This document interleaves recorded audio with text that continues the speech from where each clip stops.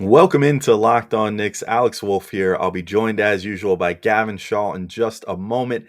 And we are joined once again by Dallas Amico of the Strickland, who is coming back to continue our discussion on Donovan Mitchell that we started the other day, but not so much on the trade front, more on his basketball fit with the Knicks potentially, as well as in this episode, we get into Jalen Brunson and what his fit is going to be like. If those two players are a little too redundant. Dallas thinks so. I push back a little bit on that. We have a really nice discussion on that and a bunch more in this, once again, wide ranging episode with one of our favorite guests. We'll get into it right now on Locked On Knicks. You are Locked On Knicks, your daily New York Knicks podcast, part of the Locked On Podcast Network, your team every day.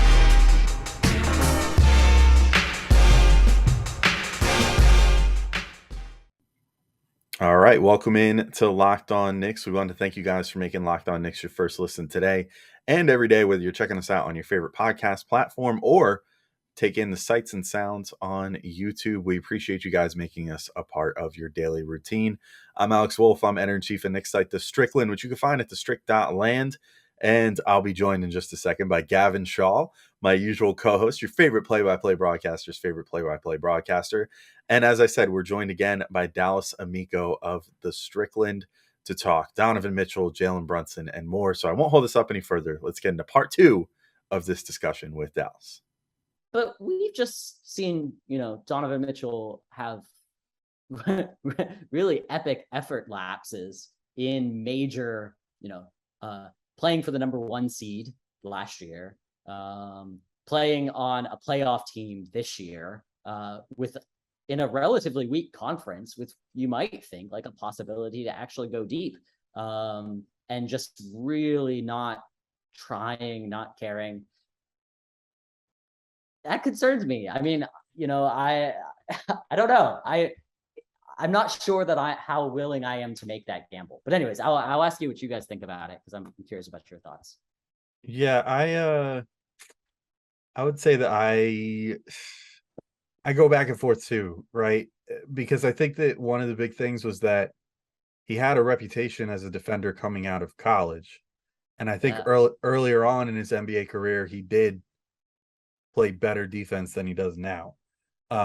There's also, it has seemed like ever since COVID that he's been more checked out with that team, despite being on a number one seed, despite, being in a weaker conference this past year, having a chance to probably make it to the second round, or maybe if things had really broken well to the conference finals or something. There just seemed to be something off, and it's not something that anyone in Utah would ever admit. Like our boss David Locke would be like, what? Literally said it to us earlier this season, like, what are you talking about? He would never go to New York or whatever. Like, you don't see these things necessarily, but there's sort of those like inklings there, and sometimes they're louder than others, like with Julius Randle this year, where it's like, oh, something's definitely very off, and he seems very checked out with this team. And sometimes it just feels subtle, like there's been all these little offhand comments that Mitchell's made where it seems like, oh, did he just throw Rudy Gobert under the bus? Like, very quietly, like not saying it out loud, but, dropping hints in a national media interview. So I wonder, I do agree with your point that generally it's like if guys are on bad teams, it's like Oklahoma City, you don't think the Sam Presti is like going into team meetings being like, defense is optional, you know what I mean? Or like going to the coach and being like, don't worry about chewing these guys out for this stuff. We'll worry about this in a year or two, like there's definitely, and also just the mental toll of losing every night and stuff like that makes it so guys don't try as hard. If you're already down 20, you're not going to be as inclined to try to fight for that 10th win a third of the way through the season or whatever, as you would if you were on a 20-win team already by that point. So yeah, I have definitely more hope for like Mitchell than I do for like a Julius Randle, for example. Just at least on this team, just because it seems like, maybe the change of scenery is what's needed. Maybe if Julius ends up on like the Lakers or something, and he's like the well-defined third option of that team, then he won't have these lapses that seem mostly this year caused by his frustrations on the offensive end with not getting foul calls or not getting the ball enough or whatever. There was like a direct correlation between like offense bad for Julius, defense bad because of Julius. You know what I mean? Whereas Mitchell, I don't know if I fully think that he's like gone yet as far as defensive potential. Like, I think that there's maybe a chance that, particularly if you could lower his, like, I agree with you in regards to the offense, that I think that it's more than likely that Tibbs is going to give him the, I guess, like Randall treatment or the Rose treatment, whatever you want to call it, and just be like, or like the RJ Barrett second half of this year treatment, Randall be damned, and just be like, go out there and get me some buckets, kid, like get out there and I'm going to give you the ball all the time. I want to feature you. Like, you're going to be my offense. That's how Tibbs loves to do it. I think there's a chance that happens, but there's also a decent chance that maybe Tibbs will finally get some sort of ultimatum from the front office or something. And they'll be like, hey man, like, we respect you and everything, but we would appreciate if you could make an offense that features everybody better. Maybe even sign him an offensive assistant sometime between now and the start of the season or something like that, to sort of, or empower Johnny Bryant more. Say like, hey Tibbs, like, you already know you're on thin ice, so you handle mostly the defense.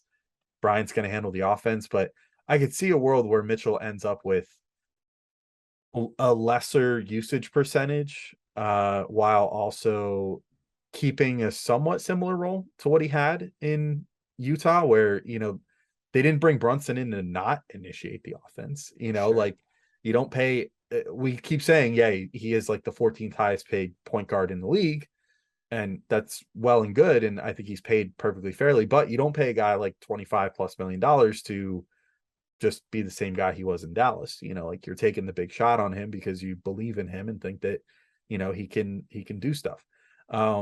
So that's kind of where I'm at with it. I think that his offensive burden hopefully should be less, on a team where, even if we're assuming that Randall gets jettisoned, maybe even in the Mitchell deal, which I think could be somewhat likely, to try to shake some extra picks off of somewhere else to save the Knicks some picks, but like LA, for example. But like, I kind of think that there's hope for Mitchell on the defensive end. I don't think that he's necessarily a lost cause, which I don't think is what you were saying either.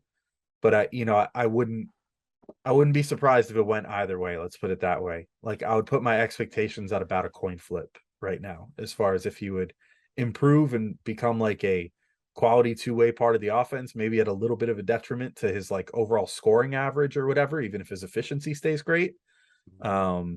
Versus like, he just kind of stays the same guy that he's been in Utah, except for initiating more often because of Tibbs, and maybe even his defense suffers more as a result. I feel like it's like an equally possible scenario either way to me right now. But Gavin, I'll throw that to you too for thoughts, just because that's a pretty thought-provoking topic. Yeah, it's interesting. I mean, I go back to what I said before, where I'm always reticent to think changing context will change how someone plays defensively. What's more encouraging to me is just his age, is that he's still such a young guy, and there aren't really any questions from a character perspective. Like, people coming out of Utah right now would have, to some extent, every motivation to do like a character assassination, like outside of downgrading his value. But like, I'm sure there are people who are mad, but by and large, what you hear, I mean, we had, again, our boss, but like the voice of the Jazz in this podcast, and nothing but good things to say about him. Like, everyone there describes him as the ultimate professional, like comes in, does his work, says the right things, does the right things. Obviously, I think that was a crucial point from Alex, that things with Rudy just got very, very weird at a certain point. And that could have certainly played a factor. And there are other people out there you hear all the time who are like, oh, he's a New Yorker. He's a New Yorker 3-3. Once he gets to New York, he'll be diving for loose balls all the time. I'm not sure. I have no idea. I think if you're trading for him, you're making a bet on the transcendent offensive talent, and that you'll have the defensive personnel to cover up for his weaknesses on that end. And the only other thing I can say to it is like, look, that stuff has to factor in. Like, when Danny Ainge is asking for 4 unprotected picks and all 3 of OB, Quentin, and IQ, you can come back and say like, you know what, if I was trading for like a 6'8" dude that also played incredible defense and was a very willing passer, Sure, you'd get all that stuff, but the reality is he isn't, and that hurts the Knicks in the sense that like you want to acquire that number one guy, and there's some logic to maybe holding these assets for someone who fills all those things.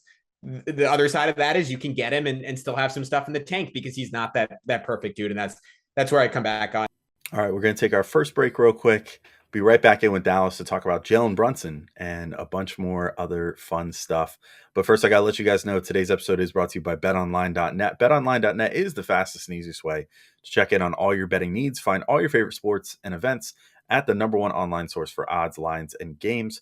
Find reviews and news of every league, including Major League Baseball, the NFL, NBA, NHL, combat sports, esports, and even golf. BetOnline continues to be the top online resource for all your sports wagering information. From live in-game betting, scores, and podcasts, they have you covered. Head to BetOnline today or use your mobile device to learn more about the action happening today. And I just went and checked some lines, and the Mets for today's game with Chris Bassett on the hill against former Met Zach Wheeler, 1.5 run favorites over the Phillies. I'm always betting the Mets, baby. So bet Mets and, hope for a series win. I'm currently watching a Jacob deGrom masterpiece as I record this intro. So, maybe that'll be a 1-1 tie, and then this will be the deciding game. I would bet on the Mets. They've been playing really great lately. But no matter what, head to BetOnline because that's the place where you want to go to make all of your sports wagering. BetOnline, where the game starts. Dallas, if you want to lay out any final thoughts on Donovan, that's totally cool too. But I kind of wanted to get your thought on the other big Knicks acquisition of this summer, Jalen Brunson, who was merely a twinkle in our eye the last time you came on the podcast. We've talked a decent amount about Brunson as an individual, but I'm curious what you think the cascading effect of Jalen Brunson is. We keep saying it with him. Pretty easily the Knicks' best point guard since Stephon Marbury. Given that fact, whose life does he make easiest as he comes to the New York Knicks? Yeah. So I will say one just last thing about Donovan Mitchell. And before answering that, on the defensive side of the ball, you were talking about, putting the right guys around him. One of the interesting things is the differences between Snyder's defensive scheme and Tibbs' defensive scheme is while they both like to play drop coverage with sort of a rim defender, Mitch for Gobert or whatever, they play radically different help coverages, where Snyder basically had a scheme where nobody ever sent help. So like Donovan Mitchell, had to guard his man and then that's it. He rarely had to go help anywhere. On the other hand, Tibbs is going to run a very aggressive helping scheme. Your guards are helping down on drives. They're digging.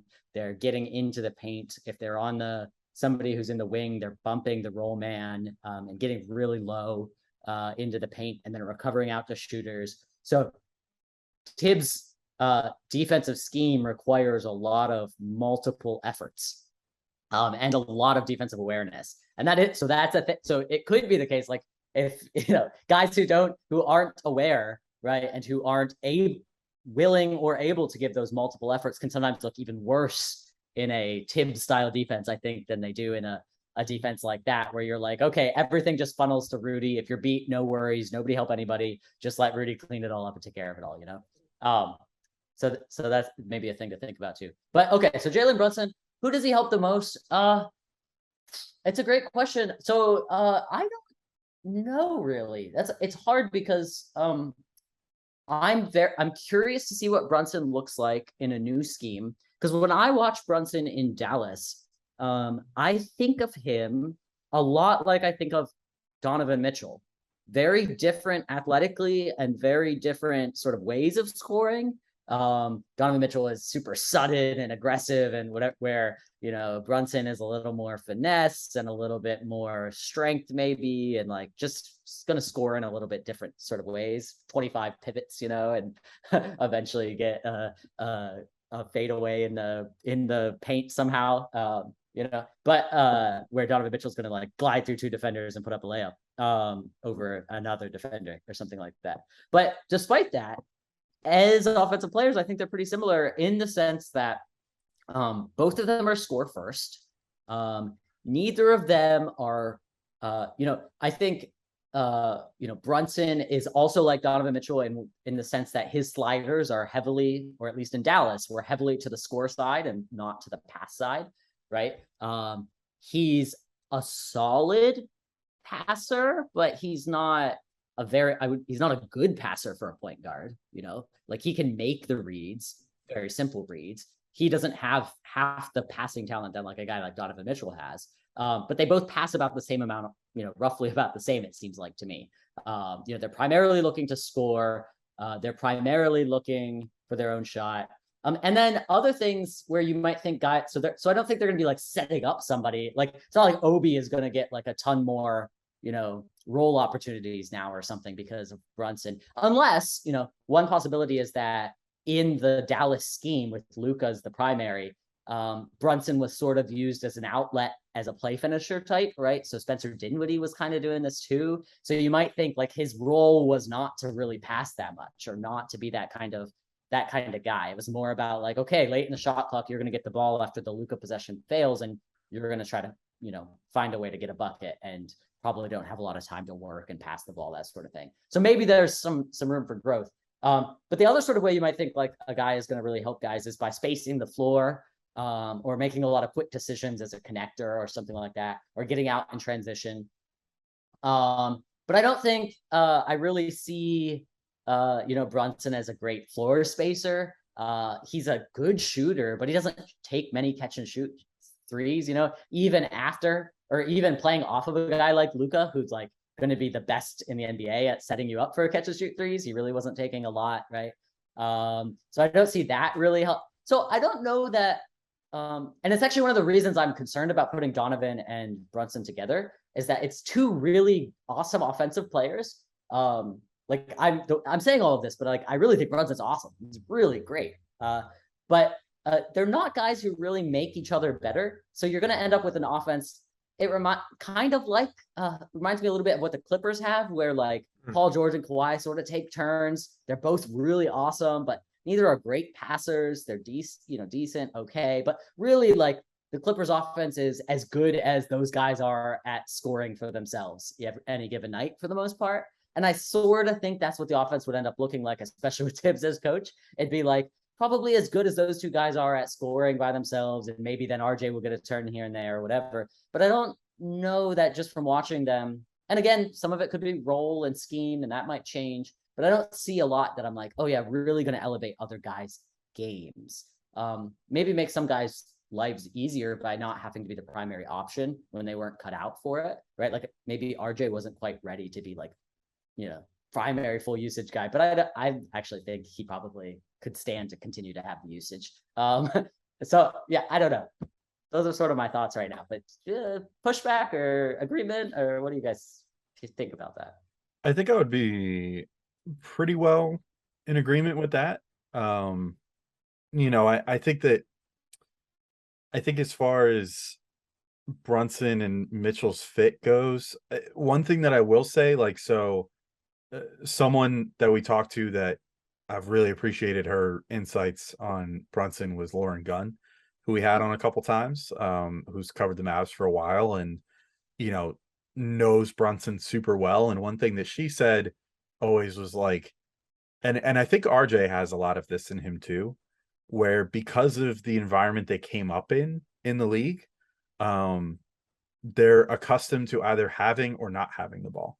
I think Mitchell, if you gave him a situation where you started saying, yeah, you're not going to touch the ball as much, that's going to be a huge adjustment for him, right away, because even if he's not, as we talked about, like setting up all the offense himself, and, generating tons of just like, first to 24th second, ISO possessions, like a Julius Randle or something, he's still accustomed to being that play finisher, if nothing else, or being the guy that touches the ball at some point on the offensive possession. Whereas when we talk to Lauren about Brunson, it reminds me a lot of RJ in the sense that he sort of came up being more off ball, and he's developed these on ball skills over time. And so he's used to taking spot up threes, and he's used to, playing off of Luka and not being the guy with the ball in his hands. Obviously, we saw once he was unleashed, like in this year's playoffs, he had a great series against the Jazz and then had a great playoffs the rest of the way out, which is probably what earned him the $100 million contract he just signed. But although the Knicks probably would have given him the top end of his free agent value regardless, but that's how he set his market, is by showing that he did have those skills. But prior to that, he was kind of just like a really great, I don't want to pigeonhole him and say glue guy, but you know what I mean? Like in that general vicinity of like a guy that can score some, that can pass some, but that doesn't need the ball to be successful on offense, because he can also just keep the ball moving real fast if you need him to, or the ball doesn't have to stop with him and do something first, and so I think that's sort of how I feel about him. Like I feel pretty similar about both he and RJ in that regard, where I think like either of them could take a step forward, or either of them could on any given night kind of take a back seat if need be. And I think that's sort of the beauty of coming up in the sort of environments that both of them did, playing off of, in Brunson's case, like legitimately one of the top 5 players in the NBA and Luka Doncic, and in RJ's case, playing off of a guy that for at least one season was like a top 15 player in the NBA, running an offense, and Julius Randle. I think that there's a chance that Brunson could be better than we maybe think. I will say, so I have another question for you, Dallas, but Gavin, I'll throw it to you too if you want to quickly respond to this and maybe just pass it along to Dallas. But I think my biggest concern is on the defensive end. And this might even just be a short answer of like, yeah, they're going to kind of suck right there, on defense. But that's where my biggest concern lies. Like when you're taking that downgrade from Rudy Gobert to Mitchell Robinson, which it is a downgrade, like one's a multi-time defensive player of the year. The other is a guy who's a no doubt a great rim protector, but someone who really needs to still kind of like fully figure things out on defense at the NBA level. And hopefully regain some of his bounciness and switchiness that he had earlier in his career going into this next season after he just, made his first big payday in the NBA. But, you have this downgrade in that. Brunson, I would say probably an upgrade at this point over like old Mike Conley. But I mean, the Utah defense pretty much was Rudy Gobert. Like Gobert, like by himself, is a top 15 top 15 defense. So Gavin, I'll throw it to you first. Like, what's your concern level with that pairing potentially? Because that's probably the thing that keeps me up most of the night. It's just that the Knicks are just going to have this team that maybe is a lot of fun, but ultimately is giving up so many points at the point of attack that it doesn't really matter. I'm going to copy Dallas and talk a little bit about the previous point first and then get to it. But yeah. I'm totally, I think it's so interesting when we talk about how Brunson's going to fit in on this team, because as a scorer, he's so creative, right? And he's this brilliant example of someone who has so thoroughly mastered the fundamentals of basketball. Again, like similar to Donovan Mitchell with his explosiveness, like about as well as anyone on earth. Like that he can just combine them in these ingenious ways. And sometimes you hear like someone's fundamentally sound and you think of like something really boring, like Tim Duncan with like drop steps and stuff. But like you stack fundamentals on fundamentals on fundamentals, it turns into like this incredibly intricate dance where, as we've noted, he's just faking guys out of his shoes at all times. But then when I watch him as a passer, and this could be just from maybe I just have to watch him more, but I see someone, it's a PD Webb who we have in the podcast a lot. He uses the term like academy brain. That's what I see with Brunson, like someone who was the son of a former player and like a long-time coach who will be his current coach, and his dad Rick. And he just makes the next right play. But I do think to your point, Alex, you were nailing this with that. Just he's the guy who keeps the ball moving along. There's a real advantage to that on the Knicks, a team that just hasn't had a lot of that because Julius Randle is so poor of that, and he's been the fulcrum of their offense. And I just think it can be, like I keep using this term, like kind of like an exponential effect. Like it can be very additive, but like even more additive than it normally would be, playing off of guys like IQ and Obi. And I'm hoping like whether they get Mitchell, and I think this will especially be true if they get Mitchell, and you'll want to stagger Mitchell and Brunson like for the defensive end, but I'd also argue for the offensive end that he gets a lot of minutes with those bench units and gets to play with IQ and gets to play with Obi, because I think it's sort of like the whole Bill Simmons thing with Larry Bird, that he made everyone else around him a better passer. Like, not that IQ and Obi are those level of guys, but they have those instincts to always make that pass. And I think Brunson does too. And I think they could just by their creativity, open up some latent creativity in him, because I think he has all the skills necessary to do that. So I think his passing is going to be so shaped by his context. And the only other thing I'll add is that he is a fantastically good lob passer, and that'll be great for Mitchell Robinson and very good for Hartenstein as well.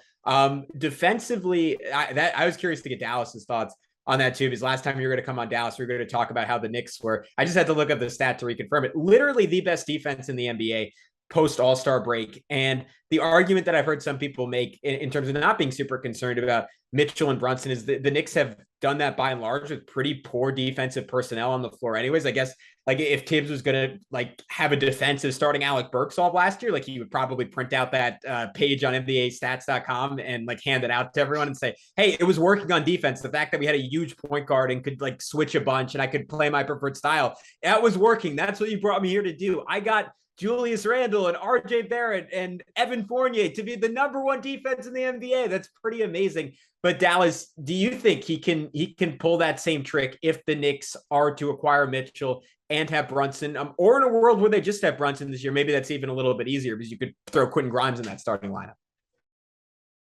Yeah. Okay. So I'm gonna do my thing and go back a little bit, Please. and then I'll answer that. Dude, it's your signature. People want it. So, Alex, I absolutely the RJ comparison is awesome. It's a really good one. It's actually I don't know. There's a lot there. I think it's really a really interesting comparison.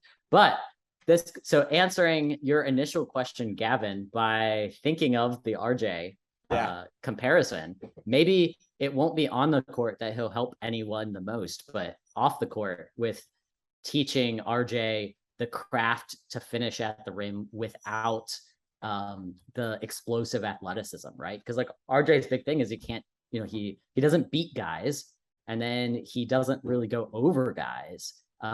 So he really needs to improve his footwork around the rim and his craft in order to have, especially since he doesn't have like super elite touch, to be able to be league average or maybe a little better finisher for his size at the rim. So maybe that would be, because like you guys are talking about how awesome Brunson is. He's like he's got like the Hakeem pivot package in like a 6'1" body or whatever. So cool. Yeah, it's awesome. But yeah, okay. So now going to the defensive question. Yeah, so I think I have a long-term answer is my like long-term, if you bring in Donovan Mitchell, I think you're probably committing to not having both of them when you contend. I think you're committing to either moving one or the other in a future package. And I just really struggle to see a contender with those two guys on the floor, unless something radical happens where Donovan Mitchell gets better at defense. Because I think you can definitely be fine with Brunson as your worst defender. But when he's your second worst defender or third worst defender, it's one thing to cover up and to have a decent defense with guys who are going to try hard in the regular season.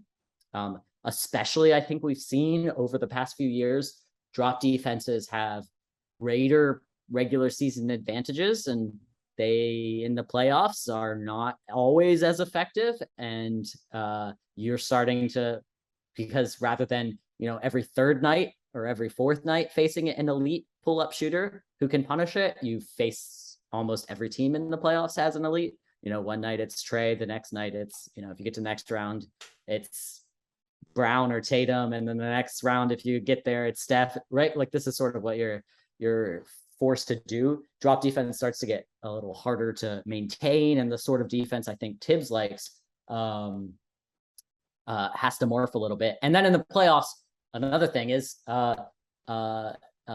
teams hunt guys, right?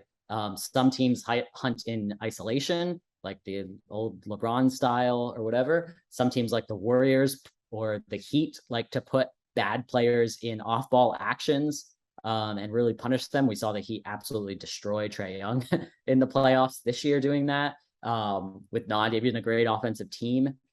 We saw, so like you're going to face coaches like that who are going to scheme stuff up. We saw, the Warriors have just done it for years, picking on bad defenders. getting them into the actions with Steph off the ball and forcing them to make decisions, and you're getting a layup because they missed the switch, or you're getting Steph open for a three because they were asleep for a half a second, right? It's just you're gonna face teams like this, and it's gonna be really hard, I think, with both. Now, in fairness to Jalen Brunson, he's definitely fine as your worst defender on a team, on a playoff team, on a finals team. Even I think his defense is actually better than it sometimes gets credit for. He's pretty strong for his size, especially. He's solid. Like, he's not somebody who makes anything happen, but he's generally in the right places, makes the right rotations. Like, you don't see him lost or confused.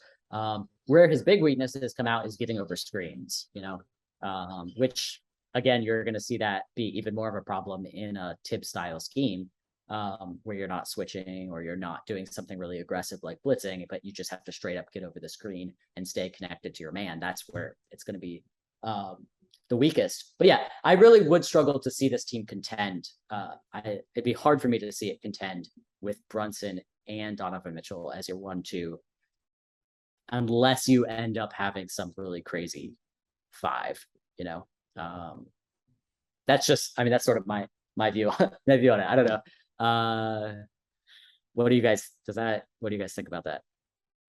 All right, that's it for today's episode. We'll be back with part 3 of this discussion early next week, where we finish up with Dallas, talking about some lineups that we were really excited to see, both in a Mitchell and non-Mitchell world, though we try to focus for that particular discussion on a non-Mitchell world, because it's not a guarantee. It's not a for sure thing that he's going to end up on the Knicks even before the season. So, we try to envision how things are going to be in that way. We also talk about some of the other players on the team, finish talking about Jalen Brunson and a bunch of other great stuff. So there's plenty of more discussion to be had here. We have a third part coming your guys' way I'm going to say probably in like 2 days. So probably early, either Monday or Tuesday. It'll be up on your feeds. So keep an eye and ear out for that, depending on where you're taking us in, if you're doing YouTube or if you're doing the podcast form. But either way, appreciate you guys listening to today's episode. We'll be back very soon, so hang tight. But till next time, talk to y'all soon. Peace out.